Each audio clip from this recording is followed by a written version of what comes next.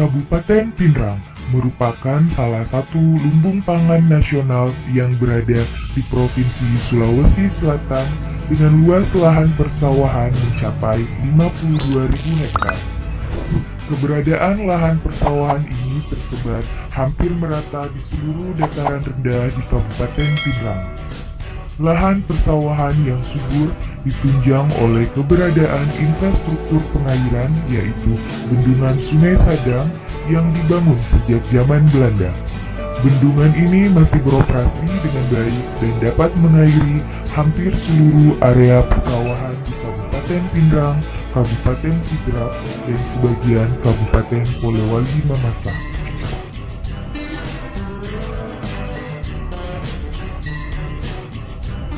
Lahan persawahan yang subur dan pengairan yang cukup membuat produksi gabah berlimpah.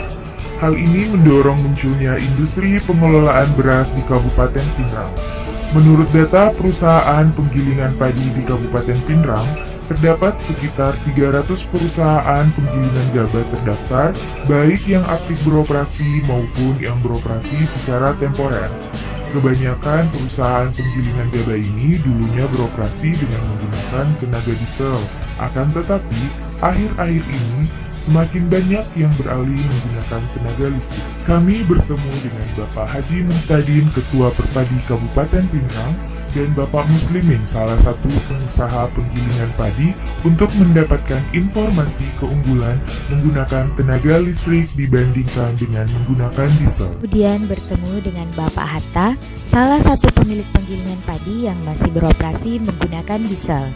Kami diajak berkeliling di pabriknya. Kebetulan pada hari itu pabrik tidak beroperasi karena hujan, sehingga tidak tersedia gabah kering yang siap untuk digiling. Kondisi pabrik tampak kurang rapi dan cenderung tidak terawat.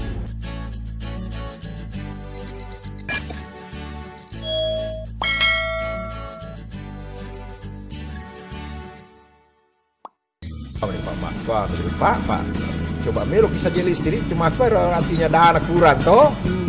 Sebenarnya bagus kalau listrik, beras karena itu putaran rata. Kalau listrik, kalau begini yang kalau keras-keras artinya lambat lagi. Tapi kalau listrik kan rata, jadi rentinya nggak harus naik. Dan trouble bermasalah. Woi, berapa juta ambil? Nah, maka itu 20 juta.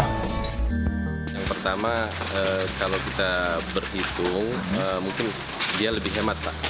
Yang kedua, mungkin karena dulunya kita menggunakan genset, mungkin suaranya itu agak terlalu bising, Pak. Setelah kita pakai listrik kemarin, ya alhamdulillah suara itu tidak ada yang terdengar. Terus dari segi biaya, mungkin dia agak jauh lebih murah, Pak. Per hari kita menggunakan solar itu sampai 100, bukan per hari, Pak. Satu kali beroperasi untuk silo dryer itu 12 jam. Kita menggunakan solar sekitar 150 liter, Pak. Kalau dirupiahkan itu sekitar 800.000 sekian, tapi pada saat setelah kita menggunakan listrik, itu kita hitung biayanya cuma 340 sekian, jadi selisihnya itu ada sekitar 400.000, kalau dipersenkan itu sekitar 58%.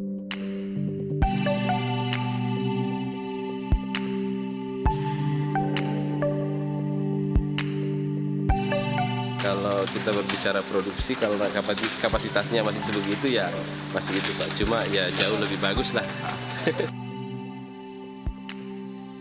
Harapan saya ke depannya pelayanannya jauh lebih bagus dari kemarin. Yang kemarin sudah bagus, ya lebih ditingkatkan lagi lah.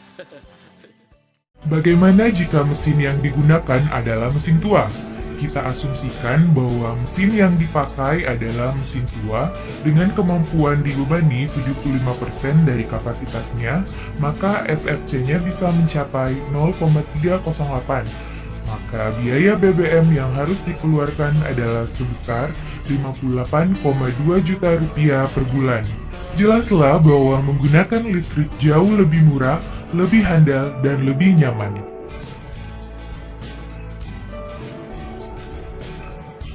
Salah satu misi PT PLN Persero adalah mengupayakan agar tenaga listrik menjadi pendorong kegiatan ekonomi.